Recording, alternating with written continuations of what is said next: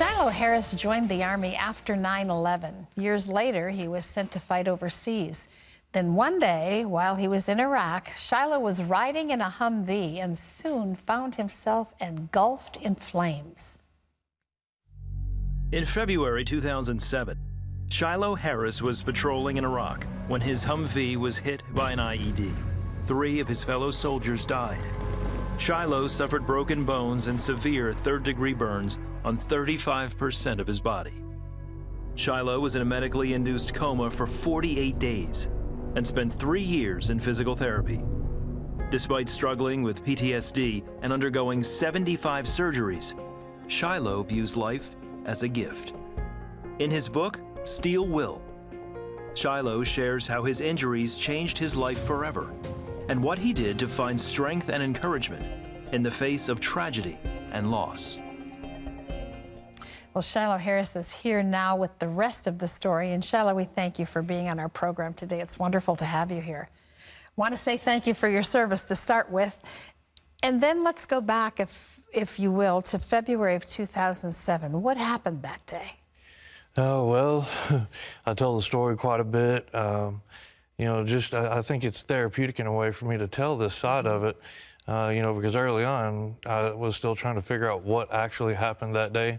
And the things that I remember, and as we was working on the book, it really helped to get the other guys information and what they remember and the things that they seen. But in a nutshell, it was February 19th, 2007, and we was on a fairly routine patrol. My Humvee literally erupted. It blew 3 of the 4 Humvee doors off, blew the entire top of the truck off, and I lost 3 soldiers. Yeah. My gunner, my 2 dismounts were killed in the explosion.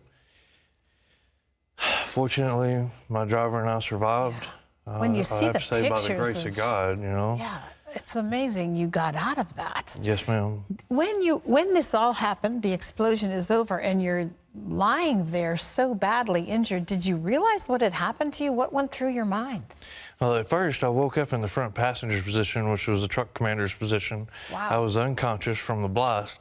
So there was things going on before that I don't remember until I woke up. But when I woke up, I knew I had been hurt, but I just didn't know how bad. And I started trying to push the door, and I looked over, and it was like I was looking through straws, like a concussion, you know, and I had really bad tunnel vision. But I remember looking at this arm, and it was like somebody had taken a torch and just melted my uniform into my skin. Wow. And I was thinking, gosh, that's gotta hurt. But it wasn't hurting, so I start pushing on the door. And as I'm pushing on the door, I mean, this is where I believe that the Lord had to be there to help me out, because I don't think that the condition that I was in, I should have been able to kick myself out of the vehicle. Because that door was embedded in all that dirt and that asphalt from the explosion.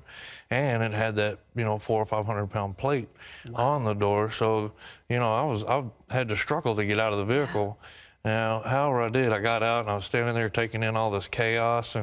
And later I found out, as we was working on Steel Will, that I actually survived 2 blasts.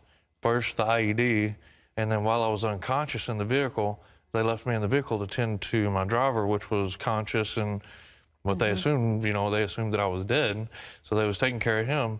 Well, the secondary explosion happened. It was an AT-4, or a handheld rocket that we had in the back of the Humvee. Oh. It cooked off. So they figured if he wasn't dead from the first explosion, he's probably dead now. And then when I kicked myself out of the vehicle, everybody was astonished, and they just stopped and started staring at me. Wow.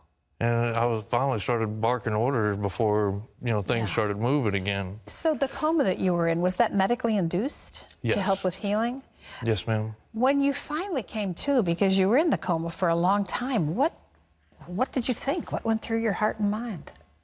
Well, I have to, you know, be honest. You know, initially I was so heavily medicated that I don't really remember a start point of when I came out of the coma, because everything just seemed like a really dark, eerie dream. And, you know, we talk about that in the book also, you know, about that time in the coma, because it was almost like an alternate reality. And I got to tell you this, it was probably about as close to hell as I ever want to get. Yeah.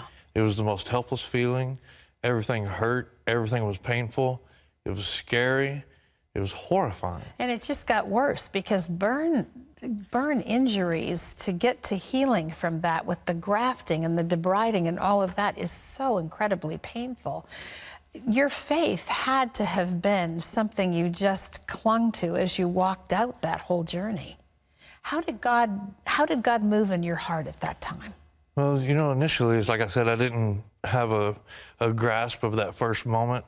So I think initially, you know, I was still really dazed. I was just happy to see family members, and I was happy to be alive. Mm-hmm. Well, when I found out that I had lost 3 friends, you know, and to be honest, I was a bit of a realist. After seeing pictures of the Humvee, I figured somebody didn't make it. Right. I had no idea that I had lost the majority of my crew. And that was really devastating for me. I literally cried for 3 days. I ran that day through my head over and over and over, and I kept trying to blame myself for that day. I'm like, well, I was the guy that was, you know, in lead of the vehicle. I should have done this. I should have done that. And I ran it through my head over and over and over. And then I was like, you know what? I got to turn this over. And I started praying, and I did. I had to lean on my faith. And it seemed as the more I prayed, the more answers came to me. And it was like, I could start seeing the picture more clearly. Mm-hmm. Okay, and that's when I started remembering some of the details of that day, and it really helped me find peace with myself to know that I did everything that I humanly possibly could. You know, we hear so much, Shilo, about post-traumatic stress disorder, and you have struggled with that as well. How could you not have? What are some of the triggers of that for you? I mean, I know your faith has played a huge part in it, but I know that some of overcoming that is recognizing what triggers those feelings to come up in you again. I think that is a huge way to take that battle into your own hands. Mm-hmm. You know, you can't fight a battle blind. Yeah. You know, I mean, you just can't. And technically, I believe that you should know your enemy. Yeah. You know, right now, PTSD is the enemy for so many veterans, and as you know, we've talked about in many cases, you know, PTSD is literally taking lives every day at a rate of over 30 veterans a day. And families, because it destroys families. It's terrible. So I think the first thing is we have to understand PTSD. And I'm not just talking about the communities, I'm talking about the veteran. Mm-hmm. Because the veteran himself or herself is in the middle of that battle. He or she needs to take the time to understand PTSD, understands the triggers that set them off, and learn how to deal with it in a natural setting instead of trying to drown it in alcohol and drugs. Well, it's obvious it can be dealt with because God is using you in a remarkable way because you've made yourself available to share your story with others who've gone through similar circumstances.